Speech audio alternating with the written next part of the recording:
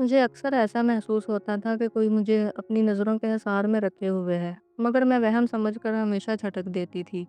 مگر ایک روز ہمارے گھر میں کچھ لوگ گھس آئے اور میرے باپ کے سر پر بندوق تان کر ایک امیر زادے نے مجھ سے زبردستی نکاح کیا اور گھسیٹتا ہوا مجھے اپنی حویلی میں لے آیا۔ میں صدمے میں تھی جب اس شخص نے حویلی پہنچتے ہی میرے ساتھ۔ میں کالج سے گھر آئی تو چونک کر رہ گئی کہ گھر میں تیاریاں ایسے ہو رہی تھی جیسے کسی کی بارات آ رہی ہو۔ میرے ماتھے پر شکن پڑنے لگے تھے، انجانے وسوسے میرے دماغ میں گردش کر رہے تھے، اور جو میں سوچ رہی تھی اگر وہ حقیقت تھی تو آج میں کسی کو چھوڑنے کے حق میں نہیں تھی۔ میں فوراً بولی، اماں یہ سب کیا ہو رہا ہے؟ گھر کی صفائی، کھانے سب خیریت تو ہے نا؟ کہیں آپ کی بہنیں تو نہیں آ رہی؟ ایک خیال مجھے یہ بھی آیا تھا، اسی لیے اماں کو چھیڑتے ہوئے بولی۔ میری اماں سے میرا دوستانہ رشتہ تھا، وہ مجھے دیکھتے ہوئے چڑ کر بولی، زیادہ دماغ کھانے کی تمہیں ضرورت نہیں ہے۔ کہاں تھی تم؟ کب سے تمہارا انتظار کر رہی ہوں، آدھا گھنٹہ دیر سے آئی ہو آج۔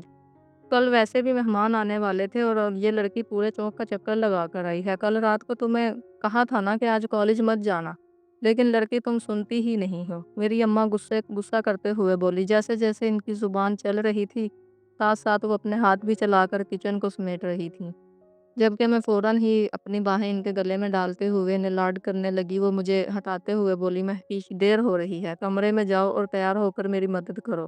دیکھو میں نے بریانی دم پر رکھ دی ہے، کباب بنانے رہتے ہیں، تم آؤ اور اپنے ہاتھوں سے بناؤ۔ مہمان کو خصوصاً یہ پیش کرنا ہے۔ وہ میرے سر پر ایک چپ لگاتے ہوئے بولی۔ میں حیران ہوئی اور فوراً بولی، کیا ماجرا ہے؟ کون سے ایسے مہمان آ رہے ہیں جن کے لیے اتنی تیاریاں کی جا رہی ہیں؟ سب خیریت تو ہے نا؟ مجھے یکدم ہی کچھ عجیب لگا تھا، میں مشکوک سی ہو گئی تھی۔ مجھے ایک بہت بڑی سازش اپنے خلاف نظر آ رہی تھی۔ میری اماں نے ایک نگاہ مجھے دیکھا اور کچن سمیٹتے ہوئے مصروف انداز میں بولی، ارے جاؤ تو صحیح، اتنے خاص نہیں ہے، مگر تیار تو ہونا ہے نا؟ اب زیادہ دیر مت کر دینا، بس کباب آ کر بناؤ، سارا انتظام میں کر چکی ہوں۔ ان کے جھنجھلانے کی وجہ سے میں نے دوبارہ کوئی سوال نہیں کیا تھا اور خاموشی سے سر اس بات میں ہلا کر اپنے کمرے میں آ گئی تھی۔ ایک ہلکا پھلکا نفیس سا ڈریس نکالا اور زیب تن کر کے باہر آ گئی۔ میں نے میک اپ کے نام پر صرف ہلکی سی پنک لپسٹک لگائی تھی۔ اماں مجھے دیکھتے ہی بولی، یہ کیا پھیکا سا رنگ پہن کے آئی ہو اور یہ میک اپ کیوں نہیں کیا؟ ویسے تو بڑی بنو بن کے گھومتی رہتی ہو، آج کیا ہو گیا؟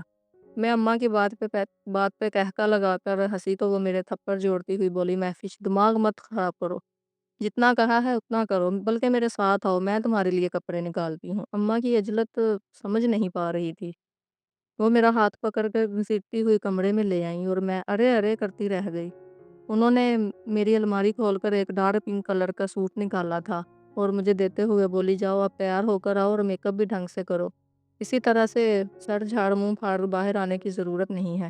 میں فوراً اپنی جگہ سے کھڑی ہوتے ہوئے غصے سے بولی، اماں تم مجھے بتاؤ گی آخر تم کرنا کیا چاہتی ہو؟ کون آ رہے ہیں جو تم مجھے اتنا سجا رہی ہو؟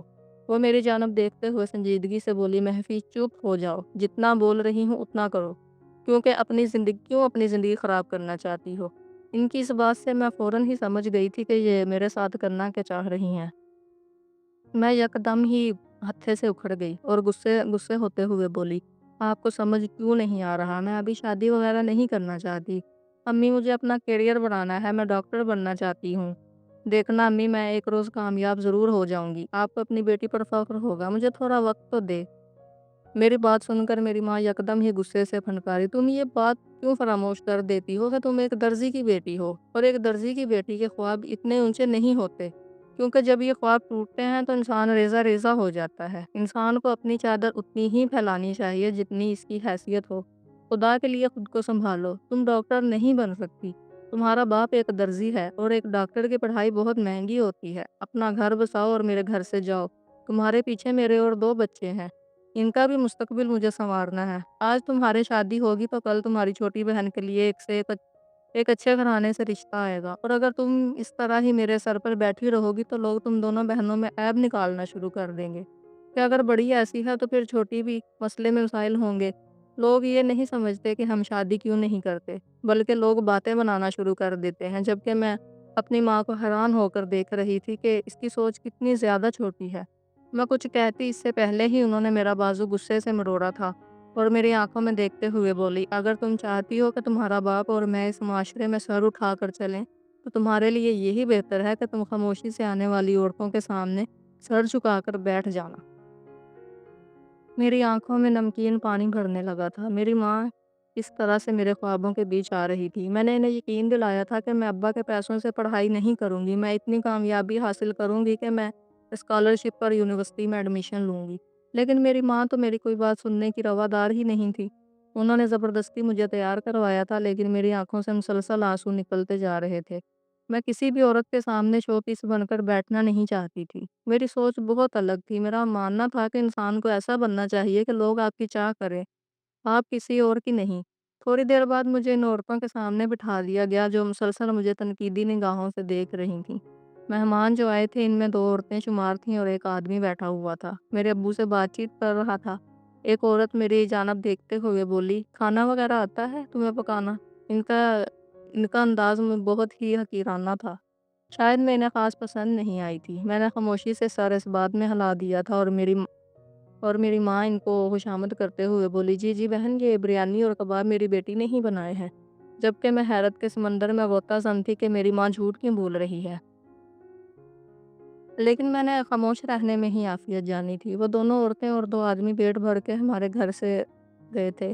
میری ماں اور ابا مسلسل ایک ہی دعا کر رہے تھے کہ اس رشتے سے ہاں ہو جائے تو وارے کے نیارے ہو جائیں گے۔ لڑکے والے بہت امیر ہیں، لڑکے کی تو سرکاری نوکری بھی ہے۔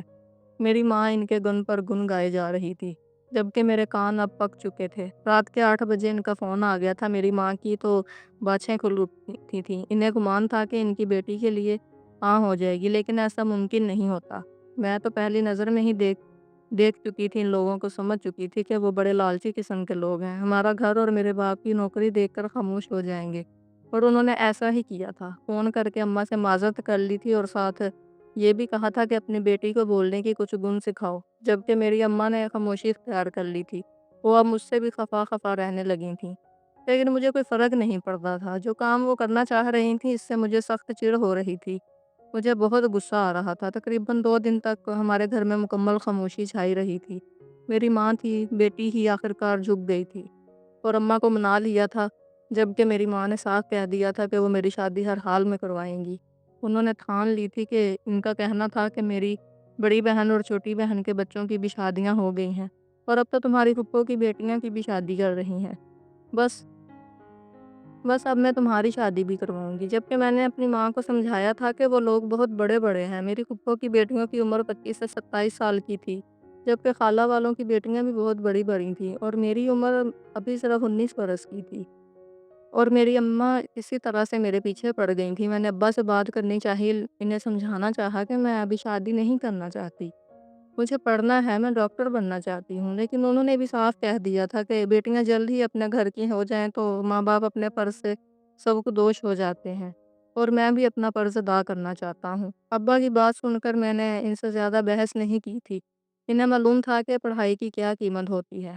انہوں نے بچپن سے سلائی کی تھی اور بڑے ہونے کے بعد انہوں نے اپنی ایک چھوٹی سی دکان کر لی تھی، جس میں وہ بہت محنت مزدوری کر کے ہمارے گھر کا چولہا چلا رہے تھے اور میرے 2 چھوٹے بہن بھائی کی فیس ادا کر رہے تھے۔ لیکن میں کچھ بڑا کرنا چاہتی تھی، اور کہتے ہیں نا کہ جب انسان کسی چیز کی سچی لگن کرے تو ایک نہ ایک روز اس کا یہ خواب پورا ہوتا ہے۔ لیکن مجھے معلوم نہیں تھا کہ میرا یہ خواب کس طرح پورا ہوگا۔ میں اس خوشی کو پانے کے بعد بھی خوشی محسوس نہیں کروں گی۔ اس رشتے کے بعد اماں میرے لیے 2-4 رشتے اور لائیں تھیں، لیکن لڑکے والوں نے بہت ڈیمانڈ رکھی تھی، جس کے باعث تمام رشتوں سے انکار ہو گیا تھا اور میں اندر ہی اندر بہت خوش تھی۔ مجھے معلوم تھا میری شکل و صورت میں کوئی مسئلہ نہیں ہے، اللہ تعالیٰ نے مجھے حسن سے مالا مال رکھا تھا، بس مسئلہ ہماری معاشی حالات کا تھا۔ مجھے سب باتوں کا علم تھا۔ یہ معاشرہ پیسوں کو ہی ترجیح دیتا ہے۔ یہاں پر عورت سے شادی نہیں کی جاتی بلکہ کاروبار سے کیا جاتا ہے۔ جہیز آئے گا تو ہمارا بچہ کاروبار کرے گا، بڑا بنے گا، اس کا مستقبل سنور جائے گا۔ لوگ اس لیے ہی شادیاں کرتے ہیں۔ مجھے سب چیزوں کا علم تھا، اسی لیے میں خود کو پہلے ایک ایسے مقام پہ دیکھنا چاہتی تھی جہاں پر لوگ میری چاہ کریں اور نہ کہ میں کسی کی چاہ کروں۔ وقت کا کام ہے گزر جانا۔ میرا آج 3rd ایئر کے دوسرے سال کا پہلا دن تھا۔ ہم لوگوں کو بہت شاندار استقبال کیا گیا تھا۔ اب ہم اپنے کالج کے سینئر تھے، اسی لیے سب ہی ہمیں عزت کی نگاہوں سے دیکھ رہے تھے۔ میں میڈیکل یونیورسٹی میں ایڈمیشن لینا چاہتی تھی، لیکن وسائل اتنے نہیں تھے کہ میں وہاں ایڈمیشن لیتی۔ بس 3rd ایئر کے 2 سال پورے کر کے ابا سے اجازت لینی تھی، اس کے بعد اللہ مالک تھا۔ لیکن آج مجھے نہیں معلوم تھا کہ میرے ساتھ کیا ہونے والا ہے۔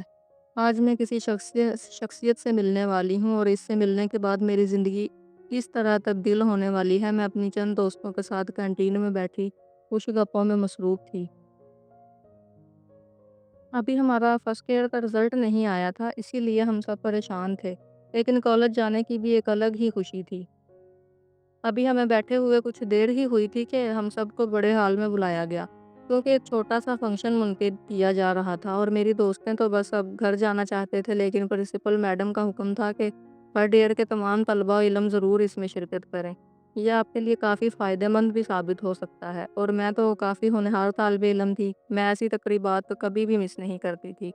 ابھی ہال میں جا کر فرنٹ سیٹ پر بیٹھی ہی تھی کہ میرا نام مائک میں اناؤنس کیا گیا تھا۔ اچانک ہوئی اس استاد پر پہلے ہی میں کافی حیران تھی، لیکن پھر پورے اعتماد طریقے سے اسٹیج پر چلی گئی تھی۔ اچانک ہی میرے ہاتھ میں مائک تھما دیا گیا اور مجھے حکم دیا گیا تھا کہ آپ کو ابھی کے ابھی ایک عورت پر تقریر کرنی ہے۔ میں کچھ پل کے لیے تو بالکل چپ ہو گئی، کیونکہ مجھے کچھ بھی سمجھ نہیں آ رہا تھا کہ میں نے کیا کرنا ہے، کیا بولنا ہے، لیکن پھر سامنے اتنے سارے بچوں اور استاذہ کو دیکھ کر میں تھوڑا جوش میں آئی تھی، اور پھر میں بولتی چلی گئی۔ میں نے ایک لڑکی کے پیدا ہونے سے مرنے تک کے پورے سفر کو اپنے لفظوں میں بیان کر ڈالا تھا۔ جب میں آخری الفاظ بول کر سر جھکا رہی تھی، تب پورا ہال تالیوں سے گونج اٹھا تھا۔ کچھ تو میرے اعزاز میں کھڑے ہو گئے تھے۔ میں اپنے لیے اتنی حوصلہ افزائی دے کر بہت خوش ہوئی تھی، اور خاموشی سے اپنی دوست کے برابر میں جا کر بیٹھ گئی تھی۔ مجھے ابھی تھوڑی دیر ہی ہوئی تھی کہ اچانک ہی اپنے وجود پر مجھے کسی کی نظروں کی تپش محسوس ہوئی تھی۔ میں پریشان ہو گئی تھی، آخر مجھے کون دیکھ رہا ہے، لیکن پھر کچھ سوچ کر سر جھٹک دیا۔ ابھی میں نے تقریر کی تھی کہ شاید طلبہ دیکھ رہے ہوں، لیکن میں حقیقت سے ناواقف تھی۔ تھوڑی دیر بعد ہی پروگرام ختم ہو گیا تھا اور ہم سب اپنے اپنے گھر تشریف لے گئے تھے، لیکن وہ تقریب میرے لیے کیا مصیبت کھڑی کرنے والی تھی، اس چیز سے میں بالکل ہی لا علم تھی۔ میں گھر گئی تو امی نے خاموش نگاہ میرے وجود پر ڈالی اور اپنے کمرے میں بند ہو گئی۔ نہ آج آتے ہی انہوں نے مجھے کوئی بات سنائی تھی اور نہ ہی کچھ کہا تھا۔ ان کا چپ ہو جانا مجھے بہت بری طرح ڈرا چکا تھا۔ نہ جانے انہیں کیا ہوا تھا۔ میں اپنی امی کی ناراضگی ذرا بھی برداشت نہیں کرتی تھی۔ وہ ایک ہی تو تھی جس سے میں لڑتی بھی تھی، پیار بھی کرتی تھی، اپنی باتیں بھی منواتی تھی اور اپنے لاڈ بھی اٹھواتی تھی۔ وہی مجھ سے خفا ہو جاتی تو میں کس طرح گھر میں گزارا کرتی۔ میں ساری چیزوں کا پستے پشت ڈال کر اپنی امی کے کمرے میں چلی گئی تھی۔ وہ بیڈ پر بیٹھی کافی گمسم نظر آ رہی تھی۔ میں ان کے پاس جا کر بیٹھی اور ان سے بولی، امی جان، آپ کو کیا ہو گیا ہے؟ ایک رشتہ ہی تو ختم ہوا ہے، اللہ تعالیٰ اور رشتے بھیجے گا۔ اتنی سی بات کو دل سے نہیں لگاتے، آپ مجھے معاف کر دیں اگر میری وجہ سے آپ کی دل آزاری ہوئی ہے۔ جبکہ میری امی میری طرف دیکھتے ہوئے بولی، یہ سلطان درانی کون ہے؟ میں نے لا علمی سے کندھے چکا دیے تھے، میں تو زندگی میں یہ نام پہلی بار سن رہی تھی۔ وہ میری جانب دیکھتے ہوئے یکدم غصے سے پھنکاری، مہوش مجھے سچ سچ سننا ہے، بتاؤ یہ سلطان درانی کون ہے؟ میں یکدم ہی جھنجھلا گئی تھی اور غصے سے بولی، امی کیا ہو گیا ہے آپ کو؟ جب سے آئی ہوں کبھی روٹھ رہی ہیں، کبھی کسی سلطان درانی کے بارے میں پوچھ رہی ہیں۔ آپ کو کچھ ہوش بھی ہے کہ آپ کی بیٹی کتنی تھکی ہاری کالج سے آئی ہے؟ آپ فضول سوالوں کی لائن میرے سامنے لگا دیتی ہیں، لیکن اچانک ہی میرے گال پر پڑنے والے تھپڑ نے میری چلتی ہوئی زبان کو بند کیا تھا۔ وہ میری جانب دیکھتے ہوئے غصے سے بولی، مہدی مجھے بکواس نہیں سننی، مجھے سچ سننا ہے، بتاؤ یہ سلطان درانی کون ہے؟ جبکہ اس بار میری آنکھوں میں نمی آ گئی تھی، یعنی میری امی مجھ سے مذاق نہیں کر رہی تھی، بلکہ وہ بہت زیادہ سنجیدہ تھی۔ میں ان کی جانب دیکھتے ہوئے گلوکور لہجے میں بولی، خدا کی قسم امی، مجھے نہیں معلوم کہ سلطان درانی کون ہے۔ آپ تو جانتی ہیں کہ میں ان معاملات میں زیادہ دھیان نہیں دیتی، میرا زیادہ تر رجحان میری پڑھائی پر ہی ہوتا ہے۔ میں تو ابھی کالج سے آئی ہوں، مجھے کیا علم کہ کون ہے یہ سلطان درانی؟ جبکہ میری والدہ میری طرف دیکھتے ہوئے بولی، تمہارے آنے سے کچھ دیر قبل ایک شخص آیا تھا، اس کا لباس بہت قیمتی تھا، بہت بڑی گاڑی میں آیا تھا، کافی سارے باوردی گارڈز بھی تھے۔ گھر میں آتے ہی اس نے مجھے پکارا تھا اور دیدہ دلیری سے ہمارے لاؤنج میں بیٹھ گیا تھا۔ تمہارے ابا بھی دکان سے کسی کام کے سلسلے میں گھر آئے تھے۔ اس شخص کو دیکھ کر ہم دونوں ہی حیران تھے کہ یہ بنا اجازت کے ہمارے گھر میں کیسے گھس گیا اور اس طرح کیوں بیٹھا ہے۔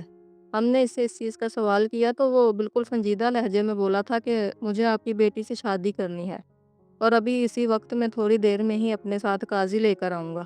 جب تک آپ کی بیٹی بھی گھر آ جائے گی، اسے اچھا سا لباس پہنا کر تیار کر دینا، مجھے اپنی دلہن روکھی سوکھی بالکل نہیں پسند۔ जबकि मैं फटी-फटी निगाहों से अपनी माँ को सुन रही थी। अब मुझे लग रहा था कि मेरी अम्मी मज़ाक कर रही हैं। मैं फ़ौरन ही बोली, "अम्मी मुझे इस किस्म का मज़ाक बिल्कुल पसंद नहीं है। आप कहना क्या चाहती हैं?" वो एक बार फिर बोली, "हाँ महविश, अभी थोड़ी देर पहले न जाने कौन शख़्स आया था, जो बोल रहा था कि मैं आपकी बेटी से शादी करूँगा और अभी के अभी इसे रुख़्सत करवा के ले जाऊँगा। और अगर किसी ने भी मेरे मामलात में दख़ल अंदाज़ी की कोशिश की तो इस घर के सरबराह को गोलियों से छन्नी कर दूँगा।" जबकि मेरा दिल मुँह को आ गया था। मेरी माँ क्या बोल रही थी मुझे कुछ समझ नहीं आ रहा था। मैं इनकी तरफ देखते हुए बोली, "अम्मी, अगर ये मज़ाक है तो निहायत ही वाहियात है। मैं ऐसे किसी शख़्स को नहीं जानती जो हमारे घर में अचानक आता है और मेरे लिए रिश्ता माँग लेता है। मुझे शादी नहीं करनी है, अभी मैं अपनी पढ़ाई मुकम्मल करना चाहती हूँ और बहुत आगे जाना चाहती हूँ। क्यों आप दोनों मेरे पीछे पड़ गए हैं? मैं तो यही समझी थी कि मेरी अम्मा ही ज़बरदस्ती का रिश्ता मेरे सर थोप रही हैं।" इस आदमी के कहने के ठीक मुताबिक वो हमारे घर में कुछ देर बाद ही दाखिल हो चुका था। मैं तो गुस्सा करके अपने कमरे में बंद हो गई थी, लेकिन अचानक ही आवाज़ों से मैं बाहर आई तो वाक़ई एक बहुत पुरकशिश वजह मर्द हमारे लाउंज में बैठा हुआ था। मैंने इस शख़्स को थोड़ा गौर से देखा तो मुझे ये आदमी देखा-देखा मालूम हुआ, लेकिन मैं इसकी असल शिनाख्त नहीं कर पाई थी। लेकिन जैसे ही मैं अपने कमरे से बाहर आई और इसको सामने देखा तो मेरी आँखों के सामने वही शख़्स आ गया था जो उस्ताज़ा के साथ बैठा हुआ मुझे बहुत दिलचस्पी से देख रहा था। एक पल को तो मुझे तकरीर करते हुए इस पर बेतहाशा गुस्सा आया था, लेकिन फिर मैं खामोशी से अपने काम में मगन हो गई थी। इस आदमी की उम्र तकरीबन 35 साल थी और वो मुझे 19 साल की लड़की से शादी करना चाहता था। मैं फ़ौरन इसके मतमुकाबल आई थी और गुस्से से भड़का रही थी, जबकि इसने जो बात बोली इसके बाद मुझे अपना बिल्कुल ख़त्म महसूस हुआ था। इसने मेरी जानब देखा और कहने लगा, "अगर तुमने अभी के अभी मुझसे निकाह नहीं किया तो मैं तुम्हारे बाप को इसी वक़्त ख़त्म कर दूँगा। और रही तुम्हारे कॉलेज की बात तो तुम्हारे डॉक्यूमेंट्स में पर मैं ऐसा ठप्पा लगाऊँगा कि ताउम्र तुम अपनी पढ़ाई आगे नहीं कर पाओगी।" इस आदमी की पावर से मैं कुछ-कुछ वाकिफ़ थी। अगर वो हमारे प्रिंसिपल के बराबर में बैठ सकता है तो वो कोई मामूली शख़्स नहीं हो सकता। मुझे मालूम कुछ-कुछ झलकियाँ अपने प्रिंसिपल ऑफ़िस की भी याद आ रही थीं। इस शख़्स को मैंने पहले भी 1-2 बार प्रिंसिपल ऑफ़िस में बैठा हुआ देखा था, लेकिन मैं जानती नहीं थी कि ये आदमी कौन है। और अचानक ही जब इसके 2 गार्ड्स ने मेरे बाबा के सर पर अपनी बंदूक रखी तो मैंने हथियार डाल दिए और अपने बाप के खातिर सर झुका दिया। इसने मुझसे निकाह कर लिया और फ़ौरन ही रुख़्सती की बात भी कर डाली थी। मेरी अम्मी इस चीज़ के लिए बिल्कुल भी रज़ामंद नहीं थी। उन्होंने साफ़ इनकार कर दिया था कि अभी निकाह हो चुका है, हम रुख़्सती नहीं दे सकते, लेकिन वो ज़बरदस्ती करके मुझे अपने साथ ले गया था। इसका घर नहीं बल्कि कोई महल था जिसको देखकर मैं मबहूत रह गई थी। मेरे लबों पर चुप का पकल था। घर जाते ही इसने मेरी कमर में हाथ डाला और मुझे घुमाता हुआ बोला, "मेरी जान, आज से ये तुम्हारा घर है। अब तुम्हें इसे अपने तरीके से चलाना है।" तुम्हारे एतमाद से मैं बेहद मुतासिर हुआ था। कई रोज़ से मैं एक लड़की की तलाश कर रहा था जिससे मुझे शादी करनी थी और तुम मुझे पहली नज़र में ही पसंद आ गई थी। न जाने तुम में ऐसी कौन-सी कशिश थी जो मुझे तुम्हारी जानब खींच रही थी। ख़ैर, अगर तुम्हें मेरा तरीका बुरा लगा है तो इसके लिए मैं माफ़ी चाहता हूँ, लेकिन अब मैं कुछ नहीं कर सकता। मैं ऐसा ही हूँ, तुम्हें मेरे साथ ज़िंदगी हर हाल में गुज़ारनी ही पड़ेगी। जबकि मुझे इस शख़्स से नफ़रत महसूस हो रही थी, जिसकी वजह से मैं अपने माँ-बाप की निगाहों में बुरी बन गई थी। मुझे ऐसा लग रहा था कि अम्मा और अब्बा मुझसे ख़फ़ा हैं, लेकिन मैं नहीं जानती थी कि मेरे माँ-बाप का दिल तो मेरी तरफ से और बढ़ गया था, क्योंकि मैंने इनकी ज़िंदगी बचाने के लिए खुद की खुशियाँ कुर्बान कर दी थीं। लेकिन कहते हैं ना, जो जो बच्चे अपने माँ-बाप का सोचते हैं वो कभी भी बर्बाद नहीं होते। इस अजनबी शख्स ने मुझे बहुत मान बख्शा, मुझे इतनी मोहब्बत दी कि मैं हैरान रह गई थी। मैं जो इन शादी जैसे रिश्तों को नहीं मानती थी, इसने मुझे ये सब कुछ मानने पर मजबूर कर दिया था और इसने मेरी ख्वाहिश को मद्देनज़र रखते हुए मुझे आला तालीम दिलवाई थी। और अब मैं एक काबिल डॉक्टर बन चुकी हूँ और हाउस जॉब कर रही हूँ। इसका तरीका ज़रूर गलत था, लेकिन इसका इरादा नेक था, इसीलिए मैंने इसे माफ़ करके अपनी ज़िंदगी में जगह दे दी थी।